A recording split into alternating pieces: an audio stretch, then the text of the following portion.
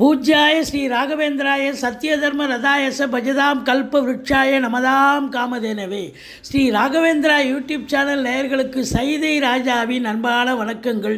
நாம் இப்பொழுது இந்த எபிசோடில் வார ராசி பலன்களை சொல்ல இருக்கிறோம். 18/12/2023 முதல் 24/12/2023 வரைக்கும் உள்ளடக்கிய நாட்களுக்கு கிரகங்கள் 12 ராசிகளுக்கும் எப்பேற்பட்ட பலன்களை வழங்கப் போகிறது என்பதை ஒவ்வொரு ராசியாக பார்க்கலாம். இந்த வாரம் முழுவதும் வளர்பிறை நாட்களே. இதுவரைக்கும் எங்கள் சேனலை பார்த்து கொண்டிருக்கும் அன்பர்கள், சப்ஸ்கிரைப் செய்யாதவர்கள் சப்ஸ்கிரைப் செய்து கொள்ளும்படி கேட்டுக்கொள்கிறோம். ரைட் சைடில் சப்ஸ்கிரைப் இருக்கும், பெல் பட்டன் இருக்கும், ரெண்டுத்தையும் ப்ரெஸ் பண்ணிங்கன்னா அடுத்த நொடியே எங்களுடைய வீடியோ உங்களை நோக்கி வர துவங்கிவிடும். வாங்க ராசிக்குள் செல்லலாம்.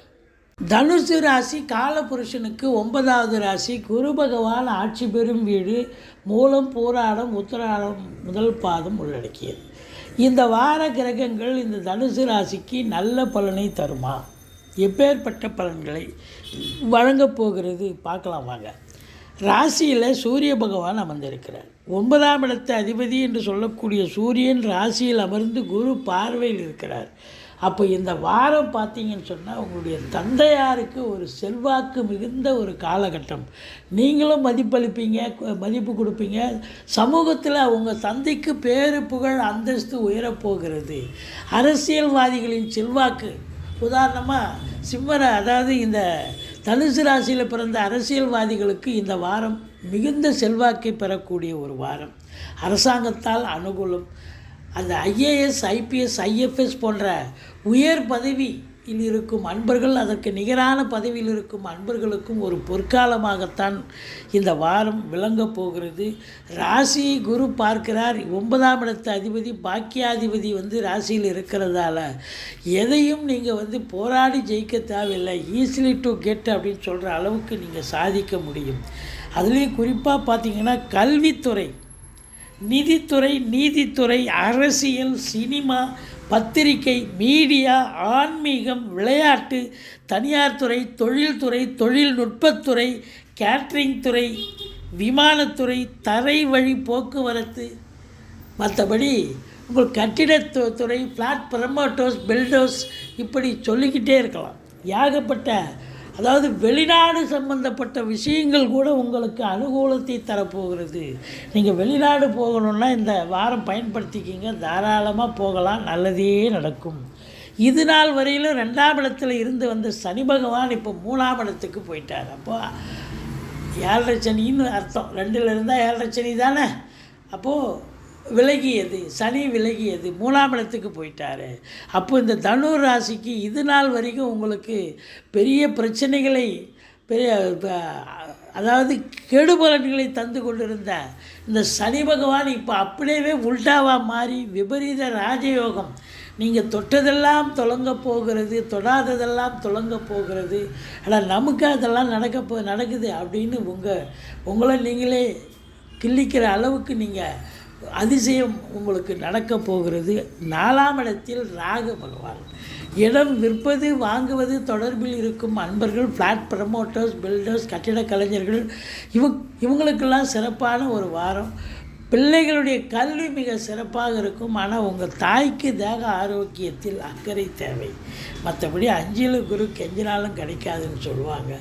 அப்போது குலதெய்வத்தின் அனுகிரகத்தால் பூர்வீகத்தில் இருந்து வந்த பிரச்சனைகள் அகன்று இப்போ நல்ல தகவல் வரும். பூர்வீகத்தில் வீடு கட்டுவீங்க, வீடு ஆல்ட்ரேஷன் பண்ணுவீங்க, அடிக்கடி போயிட்டு வருவீங்க. மற்றபடி உங்களுக்கு குலதெய்வத்தினுடைய பிளெஸ்ஸிங் கண்டிப்பாக இருக்குங்க. 7ஆம் இடத்து அதிபதி புதன் 12ல் இருந்தாலும் குறை ஒன்றும் இல்லை. மறைந்த புதன் நிறைந்த தனம். ஆதலால் உங்களை பொறுத்தவரையிலையும் வாழ்க்கை துணை அல்லது மனைவியால் உங்களுக்கு யோக பாக்கியங்களும் கிடைக்கும்.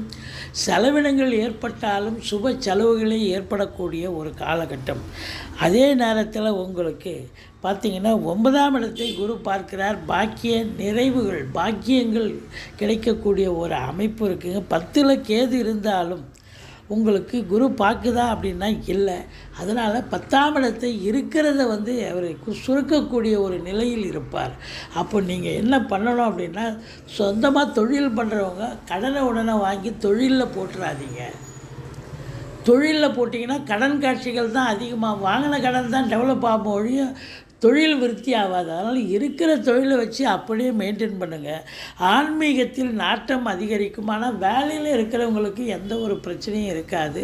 ரொம்ப இந்த ஞான மார்க்கம் ஆன்மீகத்தில் ஸ்பிரிச்சுவலில் பணியாற்றக்கூடியவர்களுக்கெல்லாம் ஒரு சிறப்பான ஒரு காலகட்டம். 11ஆம் இடத்தில் சுக்கிரன் அமர்ந்திருக்கிறார். அடா சுக்கிரன் சூப்பருங்க. வாழ்க்கை துணை சுக்கிரன் வந்து ரொம்ப அற்புதங்க.